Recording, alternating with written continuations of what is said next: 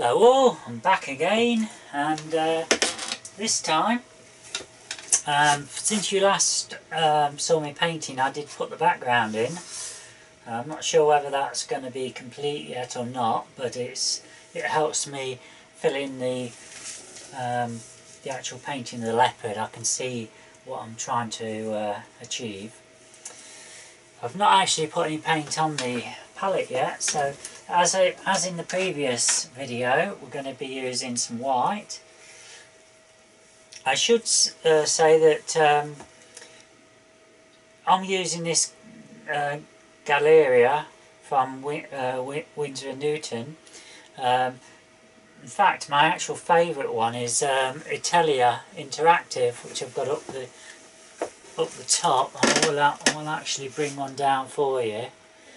These are 250 millilitre little tubs, but I'm trying to keep those for special occasions because it's quite expensive stuff, whereas this is a lot cheaper.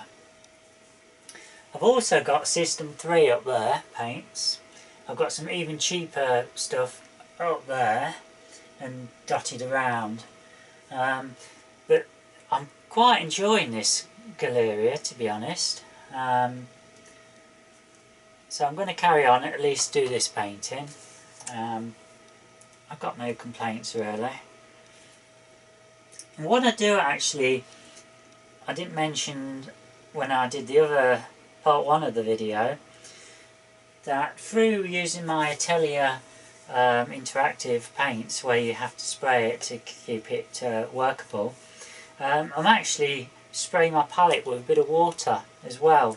When it's an easy way of putting some water on your paint when it gets getting a bit thick or drying up, and that is absolutely brilliant.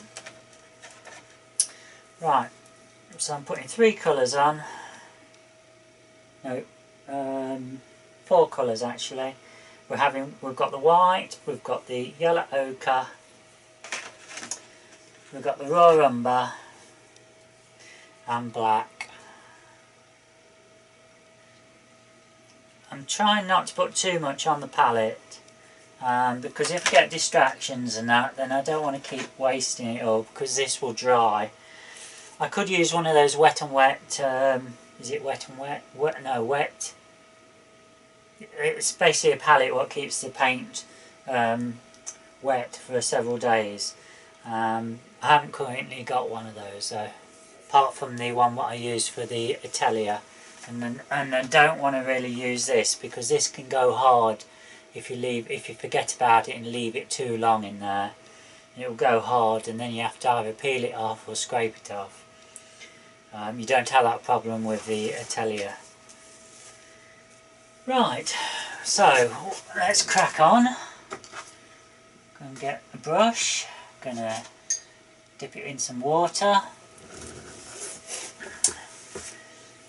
And we've got to think about what I'm going to do next on this. I think I'm going to start at the top.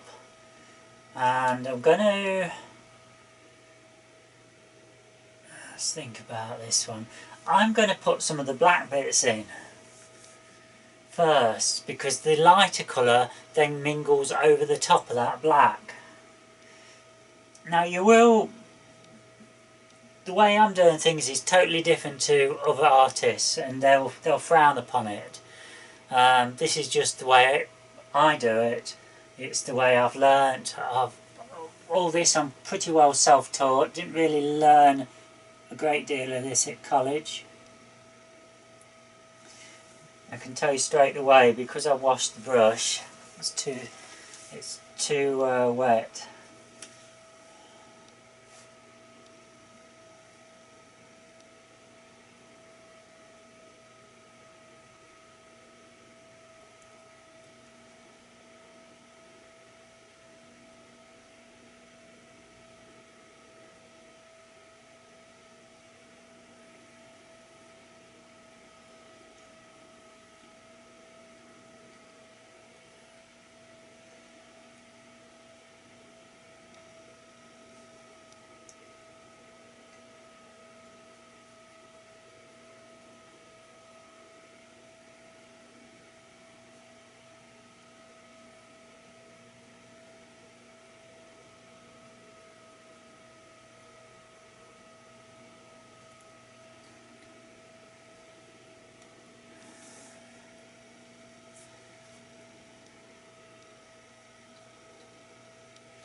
I've got some guidelines where the spots go on here.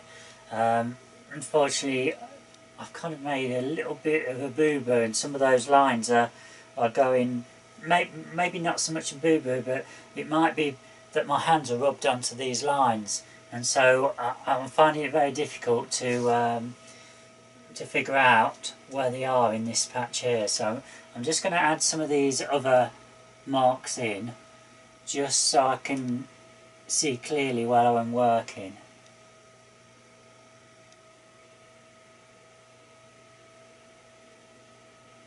It just helps me locate where I am on here to my reference photo over there.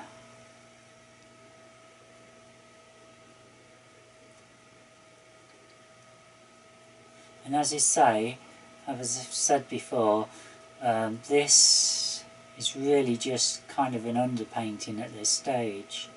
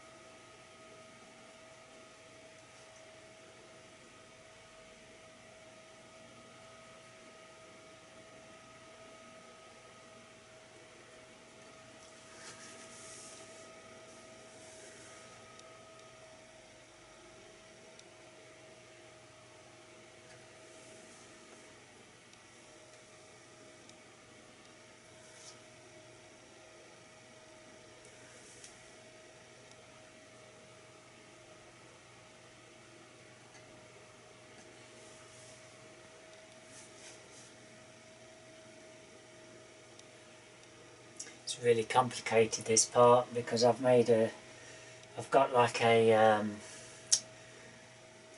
what can I say, it's done like a, well let me start from the beginning.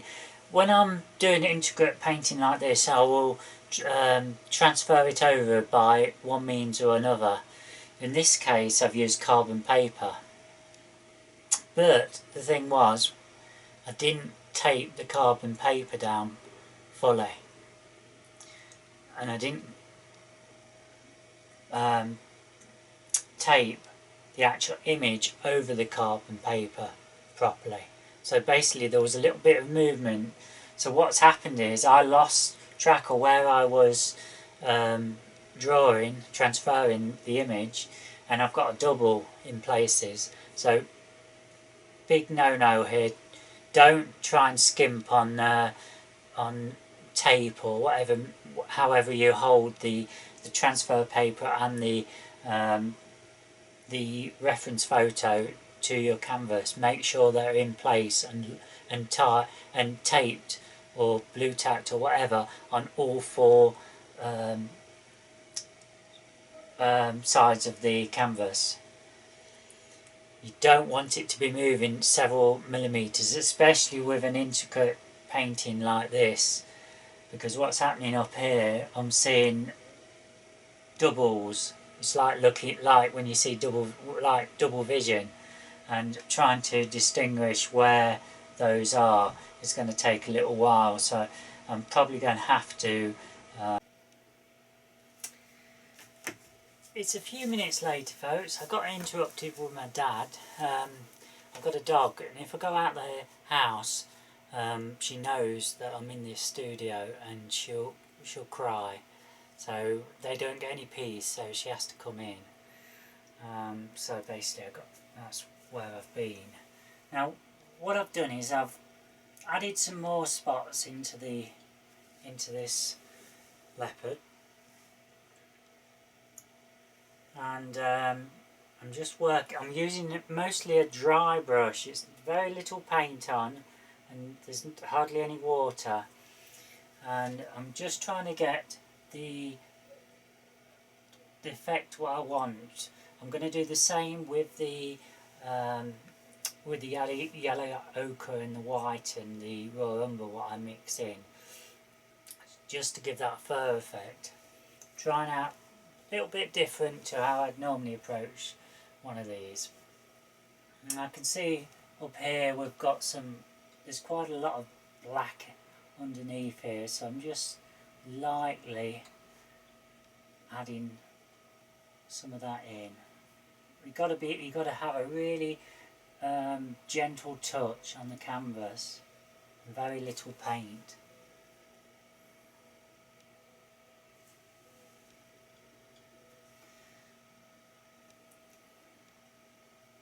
I'm also darkening up what we did yesterday, because that had more raw umber than black, and looking at it today, it's not quite right. Right, so this is the part I'm going to now do today. I'm not going to bother with the rest. So what we're going to do now is wash the brush, and then I'm going to fill in some of that coat there. I'm going to start with a I think I'll start with a darker, maybe probably a yellow ochre, and then we'll add the lighter touches to the fur afterwards.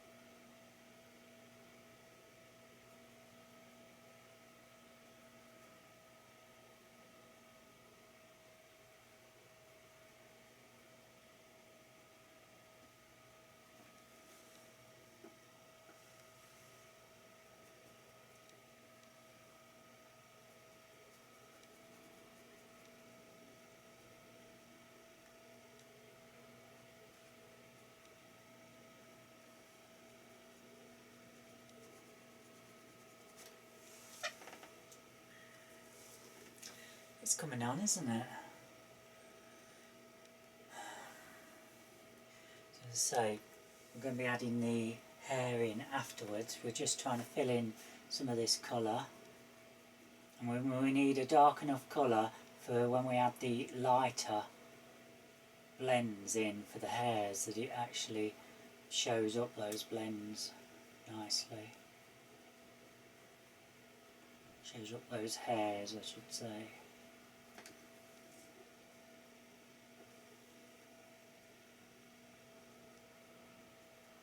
Now, if you've watched previous paintings of mine, one way what I would do a painting, I would actually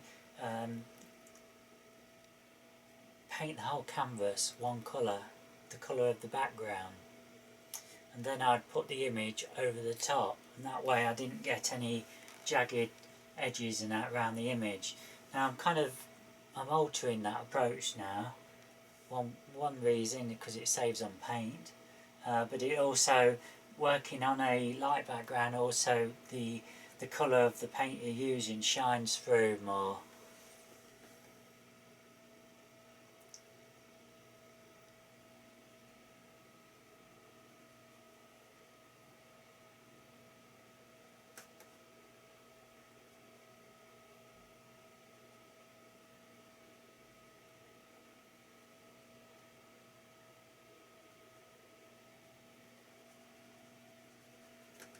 You've got to be careful in that, especially on when you're doing the hairs and that you're actually covering all these little bits of white what might be showing, because that can, in some circumstances, it can cause issues with the finished painting. It can take your eye off the actual subject.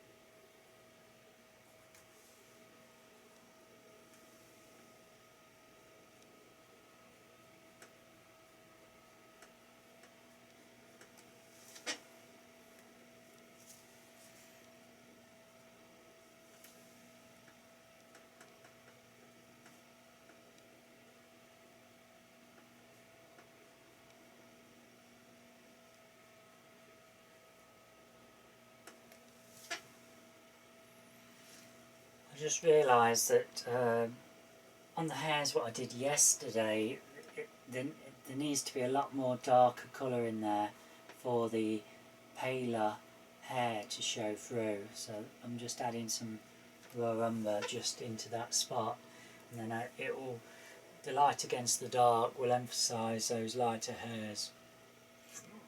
Oh, excuse me.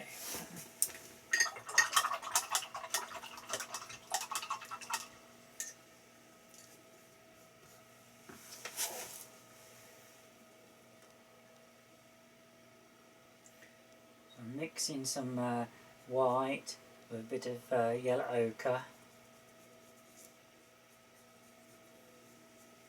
I'm hoping you can see how much paler that is to that colour.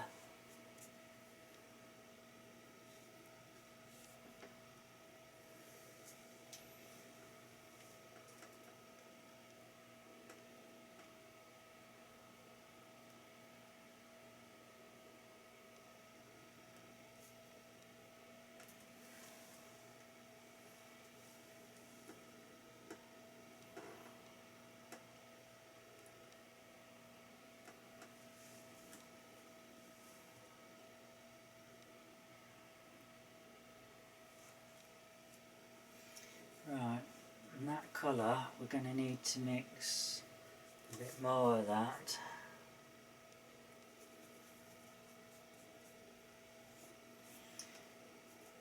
I'm going to spray a little bit of water over it because I want it thinner.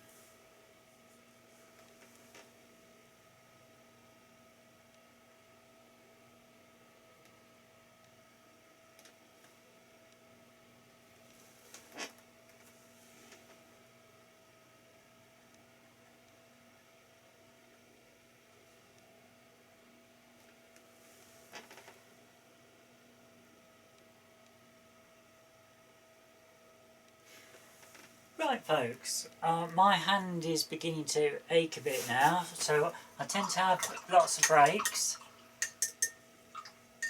and I want to sit back from this and take it in. So I'm going to leave it at that for the moment. I'm quite happy with how it's going. I hope you feel the same way. As I say, we've all got different ways of doing things, and this is my approach. And it's evolving. It's going to change over time.